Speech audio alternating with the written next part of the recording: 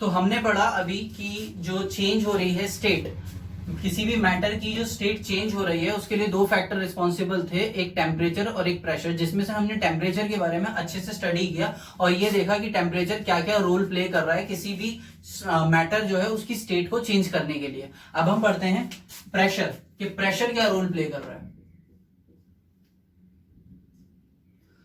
तो pressure role play जो भी करेगा, पहले तो हम ये देख लेते हैं प्रेशर होता क्या है। ये एक बीकर है और यहां ऊपर हमने एक पिस्टन लगाया हुआ है जो फोर्स लगाएगा नीचे की तरफ।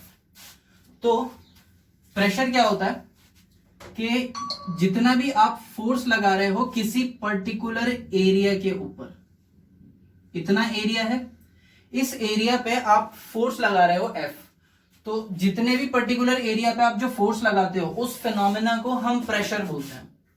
डेफिनेशन आप अपनी एनसीईआरटी से देख सकते हो। फिलहाल प्रेशर जो है वो यही होता है। अब हम देखेंगे कि प्रेशर की वजह से क्या फर्क आ रहा है स्टेट के चेंज होने में।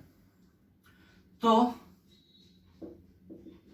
सॉलिड, लिक्विड और गैस, सॉलिड, लिक्विड और गैस, यही तीन स्टेट है और इन्हीं के ऊपर हमारी चर्चा जो है वो चल रही है। सॉलिड, लिक्विड और गैस, यही तीन स्टेट्स हैं जिनके बारे में हम पढ़ेंगे कि क्या प्रेशर इनके ऊपर इफेक्ट डाल रहा है। मान लीजिए इस कंटेनर के अंदर गैस है,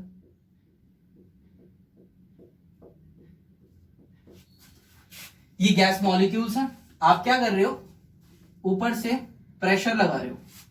तो जैसे इसके ऊपर प्रेशर लगाओगे आप, तो क्या होगा, ये जो मॉलिक्यूल्स हैं इनके बीच में कितना ज्यादा खाली स्पेस है, तो ये मॉलिक्यूल्स जो हैं करीब आते जाएंगे। जैसे जैसे आप ऊपर से प्रेशर लगाते जाओगे मॉलिक्यूल्स जो हैं पास पास आते रहेंगे और इनके बीच में जो है स्पेस वो डिक्रीज हो जाएगा। और स्पेस जैसे ही डिक्रीज होगा तो आपको दिखेगा कुछ इस तरह से।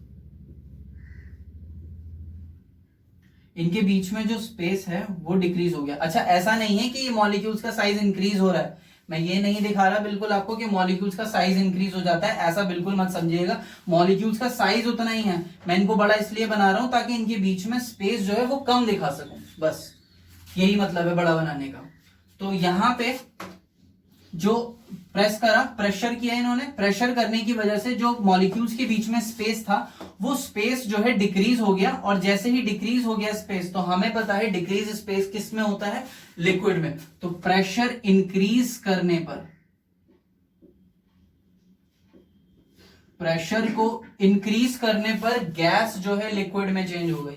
इसी तरह से लिक्विड के ऊपर अगर मैं और प्रेशर लगाऊं तो इसके मॉलिक्यूल्स और ज्यादा करीब करीब आ जाएंगे, इतने करीब आ जाएंगे कि वो आगे सॉलिड में कन्वर्ट हो जाएगा, उसके मॉलिक्यूल्स बिल्कुल पास पास आ जाएंगे।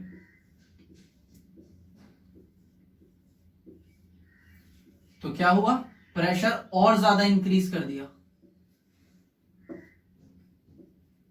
तो लिक्विड जो है वो सॉलिड में कन्वर्ट हो गया।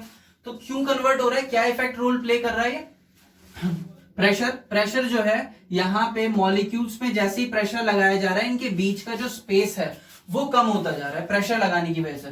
तो जैसे ही स्पेस कम हो रहा है गैस जो है लिक्विड में कन्वर्ट हो गया और लिक्विड जो है वो सॉलिड में कन्वर्ट हो गया। कब, जब हमने लिक्विड के ऊपर और ज्यादा प्रेशर लगाया। तो यहां पे इतना ही है। अब हम देखेंगे कि प्रेशर और टेम्परेचर दोनों साथ जब मिलते हैं तो प्रेशर इंक्रीज होगा या डिक्रीज होगा, या टेम्परेचर इंक्रीज होगा या डिक्रीज होगा। कब, जब भी हम कोई एक स्टेट से दूसरी स्टेट में जाएंगे। सपोज गैस से लिक्विड में जा रहे हैं हम, गैस से लिक्विड में हम तब जाते हैं जब प्रेशर को इंक्रीज करना पड़ता है। तो प्रेशर को इंक्रीज, अभी हमने पढ़ा प्रेशर को इंक्रीज करने पे गैस से जो है लिक्विड में जा रहे हैं। और हमने पहले पढ़ा था कि गैस से लिक्विड में कब जा रहे थे, जब हम टेम्परेचर को और ज्यादा डिक्रीज कर रहे थे।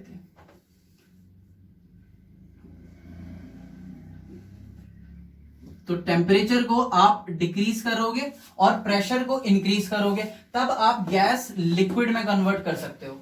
यहां पे सेम प्रोसीजर है, लिक्विड से आपको सॉलिड में जाना है, प्रेशर इंक्रीज हो रहा है, तो यहां पे टेम्परेचर आपको डिक्रीज करना पड़ेगा। यही अगर आपको उल्टा करना है, सॉलिड से लिक्विड में जाना है, सॉलिड से लिक्विड में जाने के लिए प्रेशर को थोड़ा डिक्रीज करना पड़ेगा ताकि जो सॉलिड के जो मॉलिक्यूल्स हैं उनके बीच में स्पेस जनरेट हो सके। साथ ही टेम्परेचर आपको इंक्रीज करना पड़ेगा। तो जो भी है, अगर आपको उल्टा जाना है तो इनका जो ऑर्डर है प्रेशर और टेम्परेचर का वो भी रिवर्स हो जाएगा। तो ये होती है चेंज ऑफ स्टेट, जिसमें टेम्परेचर और प्रेशर दोनों अपना अपना रोल प्ले करते हैं। अच्छा, यहाँ पे सॉलिड, लिक्विड और गैस, इसमें तीनों में जो कन्वर्जन है उसका जो प्रोसेस है उनके अलग अलग नाम होते हैं। तो क्या नाम है? सॉलिड से लिक्विड अगर हम चेंज कर रहे हैं, सॉलिड से लिक्विड जाने के तरीके को हम बोलते हैं फ्यूजन, अभी हमने पढ़ा भी था, या फिर आप मेल्टिंग भी वर्ड यूज कर सकते हो। सॉलिड से लिक्विड के कन्वर्जन के तरीके को फ्यूजन या मेल्टिंग। और लिक्विड से अगर आप गैस चले जाओ तो उसको वेपोराइजेशन।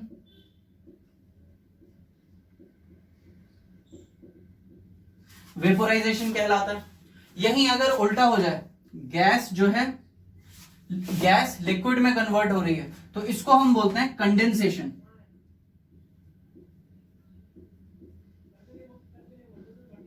कंडेंसेशन। यहां पे अगर लिक्विड से सॉलिड कन्वर्ट हो रहा है तो इसको हम बोलेंगे सॉलिडिफिकेशन।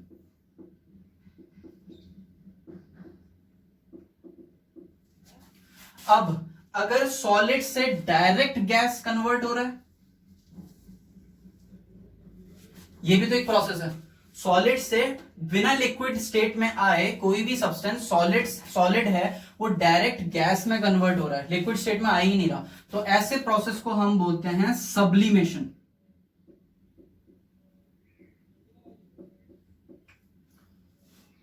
गैस से अगर वापस से सॉलिड है तो क्या बोलेंगे? तब भी सब्लिमेशन ही बोलेंगे।